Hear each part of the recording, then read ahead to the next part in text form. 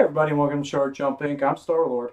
I'm Oliver Queen, and you failed this city. And I'm Dr. Wily. Curse you, Mega Man. And today we're talking about the second season of Stranger Things. Alright, happy Halloween everybody. We have just binged all of season 2 of Stranger Things in order to bring this video to you today. We all enjoyed season 1 of Stranger Things, didn't we? Yes. Yeah, we all enjoyed it. Yeah, good. So we have, of course, thoughts about the second season as fans of the first season. This video will be spoiler-filled. Correct. Don't all the spoilers. Don't watch this video until you've seen Stranger Things. Or you just don't care. Or you just don't care. But watch it. It's great. Yeah. Watch Stranger Things and then come back and then watch our video and watch us discuss Stranger Things. Correct. That will benefit us the most. Watch it twice. Yeah. Like Share it to your friends. You check this out and you're like, oh, Stranger Things review, and I'm like, probably need to check it out. Check back in with us. Benefits us the most. Anyway, who would like to lead us off on our Stranger Things Season 2 talk? I would. Oh, wow. It's like 2 in a row. I know. Alright, well, to start off, I'd say this... Alright, I had a lot of expectations to fulfill after the unexpected success of the first season. So I think it mostly lives up to the hype. It's not without its flaws. Now that the first season has flaws too, though. But I think overall it was still the same Stranger Things tone, setting, the characters we know and love, and overall worked out, even if it did have some questionable logic or plot stuff. Yeah, a lot of the criticism with like the first season of Stranger Things is that it wasn't original and that took a lot from like 80s culture and everything. Right. I'm more of the school of thought, like everything original has pretty much been done to this point. So in order to like give the audience something new, you have to provide a new spin on older material. And with these characters and with this world, I think they've done a successful job of that. Like, I love these characters. The season kind of starts off slow, action and plot-wise. Yeah. Like, it's more just character episodes. But I really didn't have a problem with that because I just love this character, like these characters in this world so much. Absolutely. So, like, that's my school. Like, that's how I feel about this show. I don't really buy into, like, it's like, unoriginal because in the way that they present the story and the characters that they've built, it's original in its own way. Yeah, like, the whole world thing, like, I don't have a problem with them, like, using, like, the 80s. Not like, I mean, the 80s are awesome. Like, I don't have a problem with them referencing the exactly. Goonies Yeah, and it's awesome. E.T. And them dressing up as the Ghostbusters and, like, in season 2, how it's like, oh, like Terminator. Like, I thought that was really funny. Yeah. And because, like if you're old enough to get it, it's, like, nostalgia factor and stuff like that. But I enjoyed season 1, and not as much as most people did, but for some reason, I was just insanely excited for season 2. I was the same way. Yeah, we like season 1 was good, but like season 2, like I don't know, just that trailer and all the hype for it, like we rode that hype train. We're like, this is like very amazing, and like I wasn't disappointed. Like, yeah, I really enjoyed it. I really bought into the hype with this new season, and it lived up to my expectations. The acting in the show is superb, especially by child actors younger than yours truly. Like it's like Will. He didn't have really anything to do last season. He carries the show this season. Like, he's amazing, and like everything that he's in, like just like the emotion that he has to portray. Yeah. And then Hop, he's my favorite character. Yeah. Dustin's like my second favorite character, and then he pairs up with Steve really well. You can't forget the second best character. Yeah, Steve. He pairs up with Steve really well. I love Steve. I love Steve as well.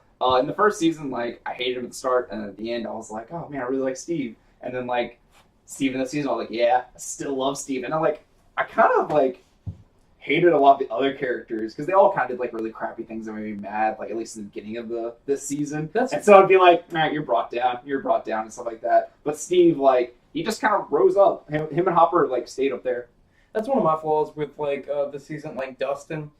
Yeah. Like his whole thing with Dart, which is like a demo. It's basically like a tiny Demogorgon.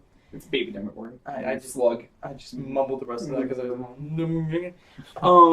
like, I don't know, that kind of just seemed like out of character, and like he was kind of portraying his friends. That was something I could have dealt without, maybe like a different way to kind of get the threat back into like Hawkins. Would have been better. My main thing with this season though, besides it like kind of starting off slow, but once again, like I didn't Yeah, have a not a huge problem with that. Mm-hmm. In the seventh episode, Right. it's called The Lost Sisters. It is an episode where basically it takes well, in order to get the whole scope of this, let's go to the beginning. We How were the show starts. really hyped for this season, right? We were really Yeah, hyped to get yeah. back in this world and get back in those characters. Yes. The show starts in Pittsburgh Correct. with characters we've never met before, Correct. and with characters that kind of suck. Correct. And as we find out later, Yeah. and with no explanation, and then no follow through until episode 7. Yeah, and then I the like big that at reveal, all. the big reveal is that there's more like experiments, which Yeah. we already knew. We did know that, yeah. Yeah.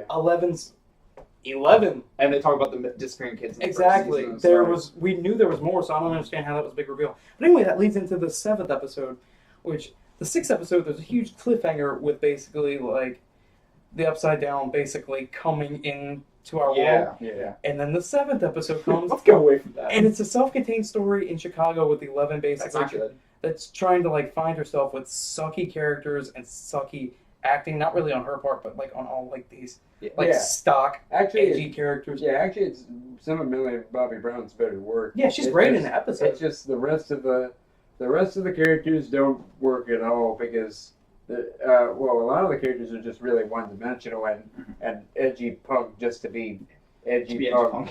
And it feels like a third-rate X-Men ripoff because it's just about controlling your powers and fleeing the man and stuff. No, there was stock punk character, like stock punk guy, stock like big black like teddy bear guy. Yeah, that like big with silver. They were stock character. Cracked out Uma Thurman. That's who that looked like to me. And I'm forgetting other people, but like, and then the Callie, Then, yeah. who's her And the sister. lookout girl. Yeah, I don't know. I mean, she was just like a girl. But anyway, I don't think like the episode was even directed well. It just kind of came off as like a lame episode of a completely different show. Yep. And I think it would have also been better if it wasn't like literally right after this cliffhanger, like this major cliffhanger in the season. It comes right after that, so you have to wait till the next episode to get any satisfaction with that cliffhanger. And this whole show is built to be binged Mm-hmm. with how it cuts off Yeah. at the end of every episode. It's more like one long movie. So with that detour in the middle, it felt very out of place. Yeah. And that was really my only fault with the show was basically one episode. And there's a great scene with like spoiler alert, with Matthew Modine in it. And we also find out that he's probably still alive. Mhm. And that's kind of like the main purpose of this episode. But besides that, it was just like this detour that felt like something that wasn't Stranger Things, and it was weird. I applaud them for trying something different, but it just kind of didn't turn out very well to me. Right. Something I noticed with the season that I talked to y'all for, which I don't really care about this. It's not really horror in this one. They don't really try, No. with the exception No. of episode 6 or 8, whenever Sean Yeah. Astin's sneaking through the lab and all that. Mm. The Demodogs are all around. Like that part's really cool and like it's really tense. Like whenever he It's stops. just not scary. Yeah, exactly. Like he stops and Dr. Owens is like, get in the closet right now and all that. Like that's all really cool. But other than That that, was a there great was, scene, actually. yeah, there was no like jump scares or like scary stuff, at least that I remember. The closest thing was right after that whenever they got back in the house and the Demodog flashed the window and it's dead and it's like, oh, 11. Right. That's it.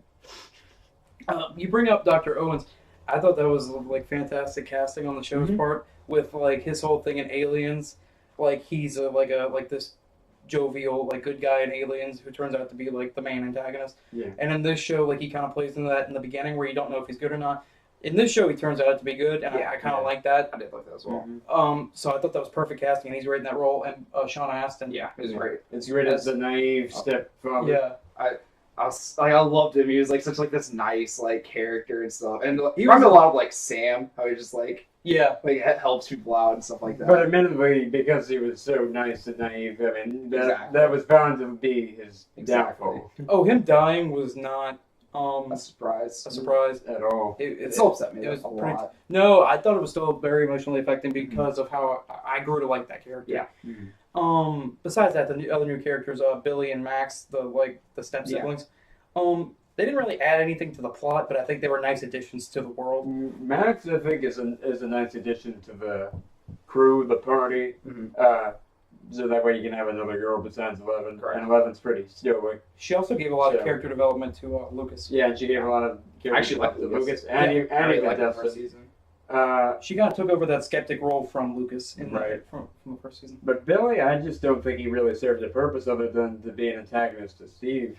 And even then, I feel like that's not really that big of a deal in the overall gist of the story. Yeah, so like whenever I started it, like he shows up, and like they were there were these weird like kind of outside characters that like suddenly moved. And I was like, oh, is there like something really cool with them? And then there's even the part when they're playing basketball and he like knocks Steve down and he's like, and he like plant your feet and all of that, and like goes like he's gonna help him up and he, like drops him, and I was like, I don't know how I feel about this character. I was like, I think there's gonna be more, and like you'll find out that he's like this important character and it'll be kind of cool. And then like he had the little like some extra backstory that later on that was like it was interesting. It like explained him, but I still didn't like. It didn't like he didn't really have a purpose, like you said, and so that I was like, was kind of disappointing. But Most importantly, he was perpetually like either just, buttoned yep, down just- or shirtless, it's right here. oiled up all the time. Like he was showing off his bod the Mhm. entire season. Absolutely. Let's talk about the Mind Flayer, the new villain of sorts, Okay. compared to the Demogorgon. Xenomorph thing. Yeah. Xenomorph smoke monster. I think it was really interesting just how to expand the Upside Down, because originally you have sort of the main predator with the Demogorgon of Yeah. the Upside Down, but now you have some sort of overlord ruler, Hive mind. Yeah. an actual sentient being, Yeah. and it wants to Mhm. take control of the other world, even though we don't really know exactly what it wants, and that is a cool thing. It reminds me a lot of Arrival with the aliens there, and then you don't really know what they want, and it's hard to tell. Something cool about like the monster is like you said, like we don't know what it wants, and also we don't know exactly what it's capable of. So that makes it Yeah. like really mysterious and like honestly scary, considering like it controls Will and like he makes him like Makes go Will kill crazy. people. Yeah, he has like those 6 soldiers get massacred and stuff, Yeah. and it's just like it's kind of like terrifying. Like Just some like housekeeping. Like Mike, he kind of takes like a backseat this season after he kind of being the really main. does. It becomes kind of. I didn't really like Mike this season. Lucas was kind of the whiny Mhm. skeptic the previous season. And Mike's not really a skeptic. He's just more of whiny because Whiny. he's pining for 11, and Mhm. he's really mean to Max because Yeah. she's not 11. For no Exactly. reason. For no Yeah, reason, really. really. She's a girl that's not she's not in our party. Like that. His that, whole- that was Mike. This whole Yeah. thing reminded me of Katniss in the last like 200 in the Mockingjay movies. Like, where's PETA? Like that was kind of like Mike. Where's 11? Like, and I like and then another thing, I like 11's whole like arc, not her Yeah. arc, but like finding more about her Jane. her actual like birth and her birth name and everything. Her mom, that was all like pretty cool too. Yeah. There was something else I wanted to talk about. The snowball. I thought that was a nice way to wrap up like all the characters. Felt really bad for Dustin though. Yeah. Yeah. But I thought that was a nice way to like kind of bring together Lucas and Max and Elle and Mike. Mm. And I thought it kind of seems like a good end to the series, but it's already been renewed for 3 and 4. So Right. So I kind of want to end this. Like, where do you guys think this is gonna go? Because they sealed off the gate. So like, where do you guys think this is gonna go for season 3? Something that could possibly happen. Maybe we'll find out more of like the kids. Maybe one of them will accidentally open up the Upside Down again. And because I think either season 3 or season 4 is going to be them killing the like shadow monster thing and like once and for all. Yeah, the mind thing, and like that will be the end of the series.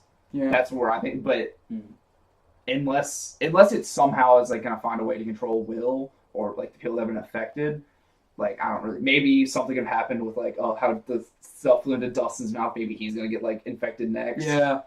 I think we're finally done with Will being like the. I don't think so, honestly. You think I he's gonna think, get? I think it's still gonna keep happening to him. Oh God, poor Will. God. What do you think? I really think about the same with Caleb. Just overall, they're going to introduce more new characters, probably in the form of new psychic experiments. Yeah. experimental kids. Maybe some extra upside down stuff. Maybe, assuming by episode 7 they may go to different locations instead of just sticking to the main town and may go to Chicago or Because something. the lab is closed now. Yeah. So yeah, this would be kind of the opportunity to kind of branch out into other parts of like the country or even the world to like see what's going on there. So how we're gonna finish this video is we're gonna give it a rating, and then we're gonna say whether it was better, whether we liked it better or not than season Okay. 1. So why don't you start? All right. We'll start off. I think I did overall like it more than season 1. Just like the addition of characters and the addition of backstory to the characters, addition to just the world and everything.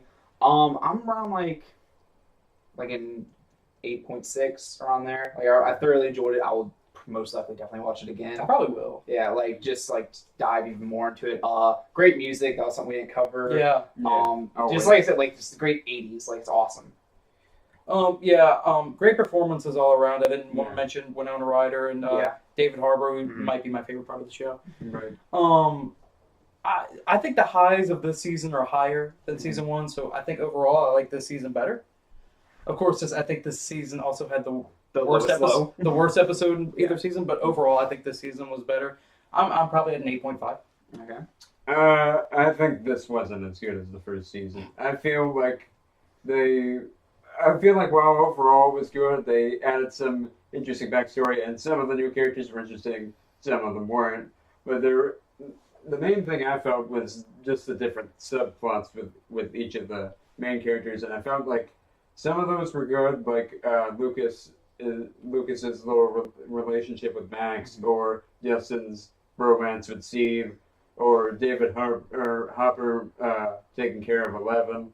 Like I liked a lot of that stuff, but then there was other stuff like Mike pining for Eleven, or Eleven's little trip to Chicago, or Nancy and Jonathan doing their will they won't they stuff. Was that like a flaw for you? Yeah, I didn't particularly care for It it. bothered me. Yeah. The only thing that bothered me about it is that Steve's now single, and I didn't like that. Steve's kind of unhappy. But overall, It was Dustin. I'd still say it's still a good season. It's still the same great tone, great characters, great direction, good score. I'm gonna give it a 8.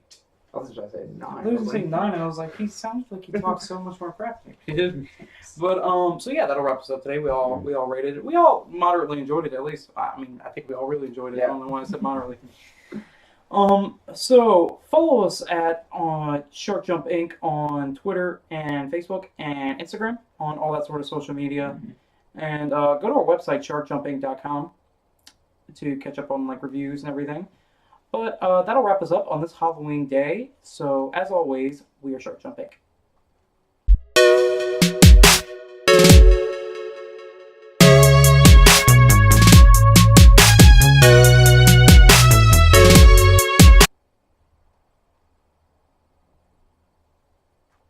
Oh, God! Ugh. I think I need to take another shower. Look at all that sweat.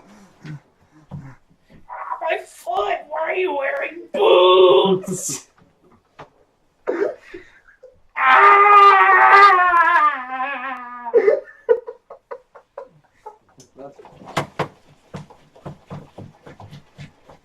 Just start lifting. For the longest time. Oh, for the longest time. Why'd you stop? I don't know the rest of the words. Hey everybody, welcome to Shark Jump Inc. I'm Star-Lord. And I'm Oliver Queen. You failed the city. I'm Doc Brown. 88 miles per hour.